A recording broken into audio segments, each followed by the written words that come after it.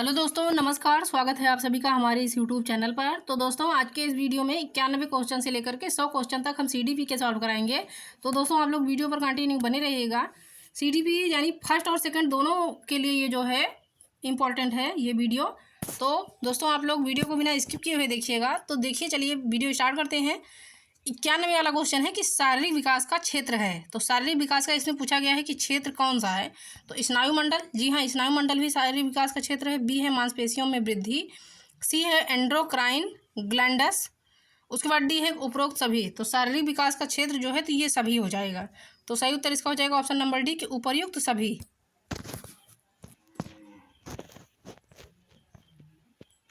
अगला है कि निम्न में से कौन सा वंशानुक्रम का निकाय नहीं है। अभी इसमें पूछा गया है कि वंशानुक्रम का निकाय कौन सा नहीं है। तो ए वाला है समानता, बी है भिन्नता, सी है प्रत्यागमन तथा डी है अभिप्रेरणा। तो वंशानुक्रम का निकाय पूछा गया है, कौन सा नहीं है। तो ए वाला देखिएगा समानता, बिल्कुल हाँ, समानता हो सकती है। बच्चा परिवार में किसी को भी पढ़ सकता है।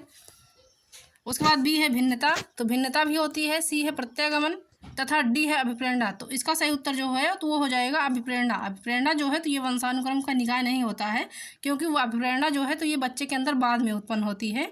परिवार के माहौल से, समाज के माहौल से तथा वो जहाँ पे रहता है उस माहौल से उसके अंदर में अभिप्रेरणा आती है। तो ये जो है वंशानुक्रम का निकाय नहीं होगा। तो इसका सही उत्तर हो जाएगा ऑप्शन नंबर डी कि अभिप्रेरणा यानी मोटिवेशन।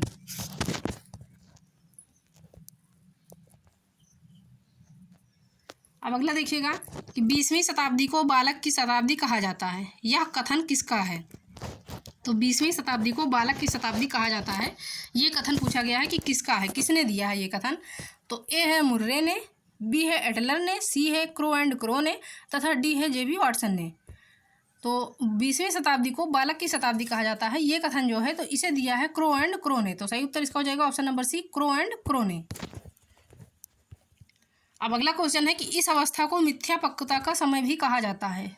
इस अवस्था को मिथ्या पक्वता का समय भी कहा जाता है। तो किस अवस्था को मिथ्या पक्वता का समय कहा जाता है, क्वेश्चन में यही पूछा गया है। तो देखिएगा ऑप्शन में क्या दिया गया है कि पहला है शैशवावस्था को, उसके बाद सेकंड वाला है कि बाल्यावस्था को, सी है किशोरावस्था को तथा डी है प्रौढ़ावस्था को। तो इस अवस्था को मिथ्या पक्वता की अवस्था या मिथ्या पक्वता का समय भी कहा जाता है। तो मिथ्या पक्वता का समय जो है तो वो बाल्यावस्था को कहा जाता है। तो इसका सही उत्तर हो जाएगा ऑप्शन नंबर बी, बाल्यावस्था। अब देखिएगा नेक्स्ट वाला क्वेश्चन है कि शैशवावस्था की विशेषता नहीं है। अब इसमें पूछा गया है कि शैशवावस्था की विशेषता कौन सी नहीं है। तो शारीरिक विकास की तीव्रता, तो शैशवावस्था की विशेषता ये है, ये शारीरिक विकास की तीव्रता शैशवावस्था में जो है तो शारीरिक विकास जो है बहुत तेज़ी से होता है बच्चे का। उसके बाद दूसरों पर निर्भरता, तो ये भी शैशवावस्था की विशेषता है। बच्चा जो है दूसरों के ऊपर निर्भर है, क्योंकि जो है इसमें पूछा क्या गया है कि शैशवावस्था की विशेषता कौन सी नहीं है। नैतिकता का होना। उसके बाद डी है कि मानसिक विकास में तीव्रता। तो शैशवावस्था की विशेषता ये भी है, डी वाला ऑप्शन भी शैशवावस्था की विशेषता है। मानसिक विकास में इसमें जो है तीव्रता होती है। लेकिन जो सी वाला ऑप्शन है नैतिकता का होना, तो शैशवावस्था में नैतिकता का होना नहीं पाया जाता है, क्योंकि बच्चा अनजान होता है। उसके लिए कौन बड़ा है, कौन छोटा है, कौन क्या है, उससे कोई मतलब नहीं है। नैतिक गुणों का जो है उसके अंदर विकास शैशवावस्था के बाद ही होता है। तो सही उत्तर इसका हो जाएगा ऑप्शन नंबर सी कि नैतिकता का होना। अब देखिए अगला क्वेश्चन है कि शैशवावस्था की मुख्य विशेषता नहीं है।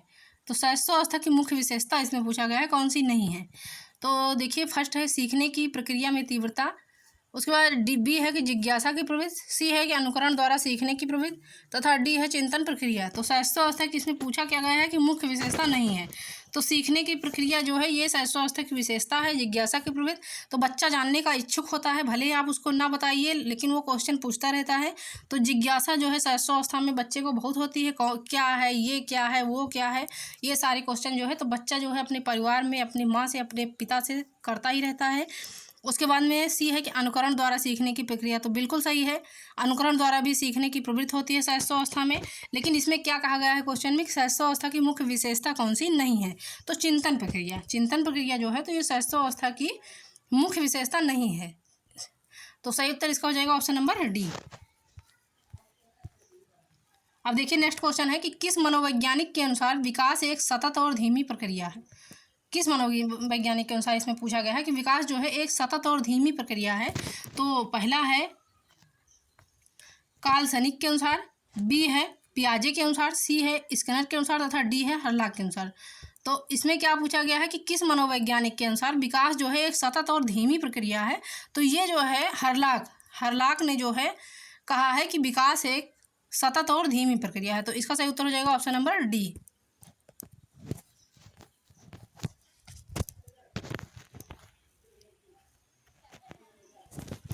अब अगला देखिएगा, बिग व हेड डॉट की विशेषताओं को सर्वोत्तम रूप से व्यक्त करने वाला एक शब्द है।